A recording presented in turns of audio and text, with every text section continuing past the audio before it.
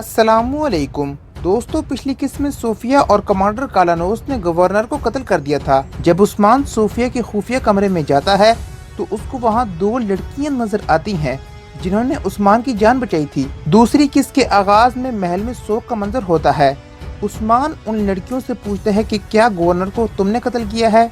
इस बात पर वो दोनों लड़कियां उस्मान पर हमला करती हैं, लेकिन उस्मान उन दोनों का हमला नाकाम बनाकर एक लड़की के गले पर खंजर रखकर पूछता है, मुझे बताओ कि क्या ये तुम्हारा काम है। उस लड़की का नाम बाला खातून होता है। उस्मान उन लड़कियों से पूछगिछ कर रहा होता है कि अचानक से एक शख्स उस्मान के सर में भारी सी चीज मारकर उस्मान को बेहोश कर देता है। ये वही शख्स होता है कि जिसके पास वो दो लड़कियां मिलने आई थी। वो शख्स उन लड़कियों को बताता है कि ये अर्तगल का बेटा है। इसके बाद वो तीनों लोग उस खजाने को तलाश करने में लग जाते हैं और थोड़ी देर बाद उनको महल का वो खुफिया कमरा भी मिल जाता है। इधर सोफिया गवर्नर की लाश के पास बैठकर मगरमच्छ के आंसू बहाती है। सोफिया अपने कमांडर्स को कहती है कि तुम कैसे लोग हो कि तुम अपने गवर्नर की हिफाजत भी न कर सके। इसके जवाब में कमांडर कालानोस कहता है, गवर्नर के लिए हमारी जान भी कुर्बान, हम आपके साथ गद्दारी करने का सोच भी नहीं सकते। ये साजिश जरूर किसी बाहर की आदमी ने की है। हमें ये पता लगाना होगा कि गवर्नर आखिरी वक्त में किससे मिले थे। सोफिया कहती है कि वो आखिरी वक्त में हेलन से मिले थे। इतने में हेलन आकर सोफिया को बताती है कि जब मैं गवर्नर के पास जा रही थी तो उस दौरान मैंने उस्मान को गवर्नर के कमरे से निकलते देखा। कमांडर कालानोस अपने सिपाहियों को हुक्म देता है कि फौरन किले की तलाशी लो और कोई भी आदमी बाहर न निकल सके। दो सिपाही उस्मान को तलाश करते हुए उस कमरे में पहुंच जाते हैं जहां उस्मान मौजूद होता है। उस्मान उन दोनों सिपाहियों का मुकाबला करके दोनों को कत्ल कर देता है। इतने में एक सिपाही कमांडर कालानोस को खबर देता है कि उस्मान सोफिया के कमरे में मौजूद है। कमांडर कालानोस उस्मान को पकड़ने के लिए सोफिया के कमरे की तरफ निकलता है। सोफिया हेलन से कहती है, हमारी मुकद्दस अमानतें खतरे में है। कमांडर कालानोस उस्मान पर वार करने की कोशिश करता है, लेकिन उस्मान उसके हमले को नाकाम बनाकर कालानोस को गिरा देता है। इसके बाद उस्मान फौरन अपने साथियों के पास पहुंचता है और कहता है, हमें फौरन छुपने की कोई जगह तलाश करनी होगी। इन लोगों ने गवर्नर के कत्ल का इल्जाम मुझ पर लगा दिया है। अगर कोई भी आदमी हमारी राह में रुकावट बने तो उसे कत्ल कर दो। उस्मान और उसके सिपाही एक जगह पर छुप जाते हैं। सोफिया जब अपने सितारे वाले कमरे में जाती है तो देखती है कि तमाम खजाने और तमाम मुकद्दस अमानतें गायब हैं। सोफिया गुस्से से एलन से कहती है, अभी हम गवर्नर की मौत का जश्न भी न मना सके कि हमारे ऊपर एक और मुसीबत आन पड़ी।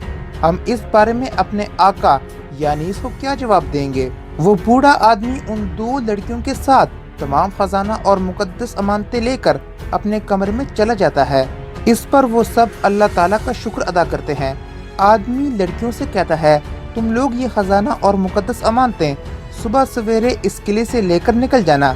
बाला खातून कहती है, क्या आप हमारे साथ नहीं जाएंगे। इसके जवाब में वो आदमी कहता है, किले के हालात ठीक नहीं, गवर्नर को कत्ल कर दिया गया है।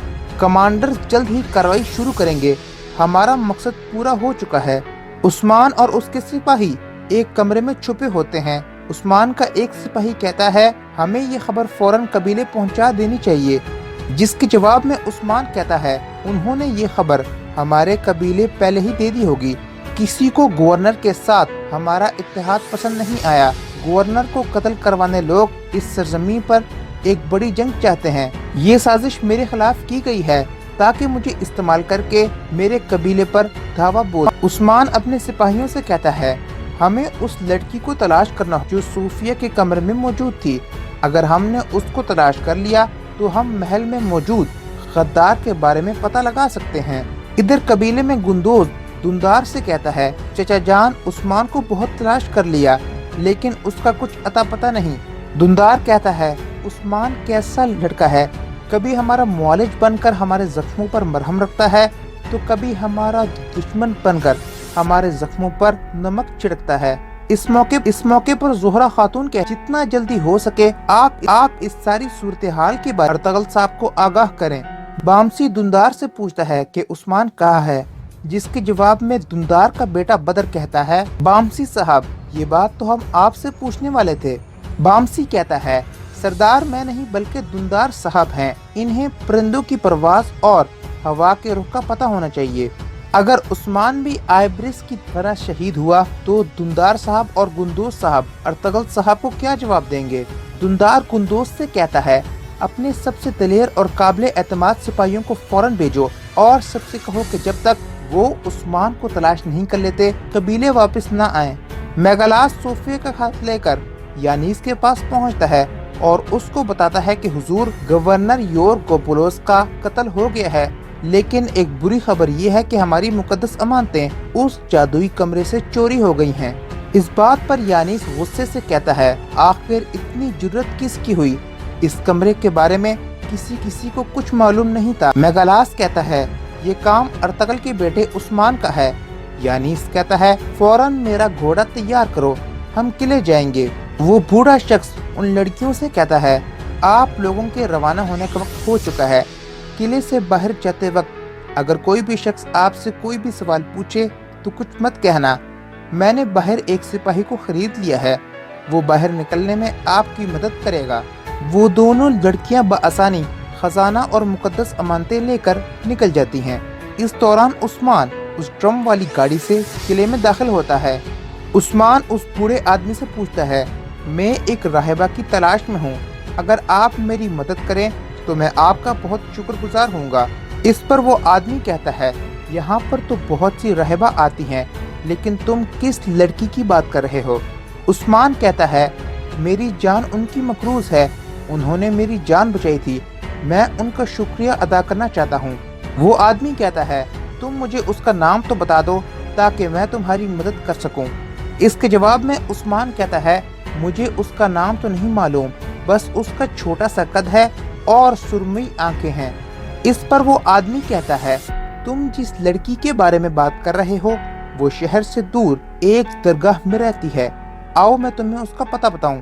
आयगल और बोरचन खातून जंगल में जा रही होती हैं कि अचानक से मेगलास अपने सिपाहियों समेत वहां पहुंच जाता है। मेगलास अपने सिपाहियों को हुक्म देता है, आयगल दुंदार की बेटी है, इसको उठा लो। इस पर आयगल कहती है, हमारा क्या कसूर है, तुम कौन हो? इस पर मेगलास कहता है, उस्मान ने हमारे गवर्नर को कत्ल कर दिया है, वो किले में छुपा हुआ है, हमें उसको बाहर निकालने के लिए दाना डालना होगा और वो दाना तुम हो। मेगलास के सिपाही आयगल खातून को अगवा कर लेते हैं और बोरचन खातून को मेगलास के सिपाही तशद्दुद करके बेहोश कर देते हैं। दुंदार तमाम तुर्क कबाइल के साथ अपने जिरगे में मसरूफ होता है। दुंदार कहता है, मेरे मुअज़्ज़िज़ दोस्तों, जब से हम हिजरत करके बाज़ंतीनियों की ज़मीन पर आए हैं, हर कबीले ने बहुत सी मुश्किलात देखी हैं, हम पर बहुत कड़ा वक्त गुजरा है, लेकिन अब हम फलूजा कुसार किले के गवर्नर योरगोपोलोस के साथ मुआहदा कर चुके हैं कि जिससे अब इन ज़मीनों पर अमन होगा। ये बातें सुनकर एक कबीले का सरदार सामसा गुस्से से कहता है, अर्तगल साहब यहाँ ज़मीनों का हिसाब किताब करने नहीं बल्कि काफरों को नेज़ों की तरह लगने आए थे, इसलिए हम काफरों के साथ कोई इत्तेहाद नहीं कर सकते। इसके जवाब में दुंदार कहता है, आपकी सब बातें ठीक हैं, ज़मीनें तलवार से ही हासिल होती हैं, लेकिन निज़ाम कभी भी तलवार से नहीं चलाया जाता, इसके लिए सोना, अकल और महारत की ज़रूरत होती है। इस वक्त हमें जंग की नहीं बल्कि एक निज़ाम की ज़रूरत है। इतने में आलीशार जिरगे पहुंचकर दुंदार से कहता है, दुंदार साहब, हमने आपकी तरफ से कोई अच्छी खबर नहीं सुनी, आप हमें इत्तला दिए बगैर जिरगा कैसे कर सकते हैं? गुंदोज कहता है, आप फिक्र मत करें, आपकी इज्जत की हमारी निगाह में कोई कमी नहीं आई। इतने में अचानक से बोरचन जिरगे पहुंचकर कहती है, कालानूस के सिपाहियों ने आयगल खातून को अगवा कर लिया है और वो उसको अपने साथ ले गए हैं। दुंदार कहता है, आखिर इतनी जुर्रत किसकी हुई और उन्होंने ये काम क्यों किया? बोरचन कहती है, उस्मान ने गवर्नर योरगोपोलोस को कत्ल कर दिया है और अब वो किले में छुपा हुआ है, उसको बाहर निकालने के लिए वो आयगल खातून को दाने के तौर पर इस्तेमाल करेंगे, उन्होंने आपको भी किले में बुलाया है। दुंदार गुंदोज से कहता है, तमाम सिपाहियों को तैयार करो, अगर हम वापस न आए तो उनका सर उतारने में कोई कसर न छोड़ना। दुंदार بامسی اور سامسا کے ساتھ قلعے کے لیے نکل جاتا ہے۔ تو دوستو یہ تھی دوسری قسط کی کہانی۔ اگر آپ کو یہ ویڈیو پسند آئی ہے تو اس ویڈیو کو لائک کریں، شیئر کریں، چینل کو سبسکرائب کریں، بیل آئیکن کو بھی پریس کریں تاکہ آنے والی ہر نئی ویڈیو کی اپڈیٹ آپ کو ملتی رہے۔ ملتا ہوں آپ سے نیکسٹ ویڈیو میں، تب تک کے لیے اللہ حافظ۔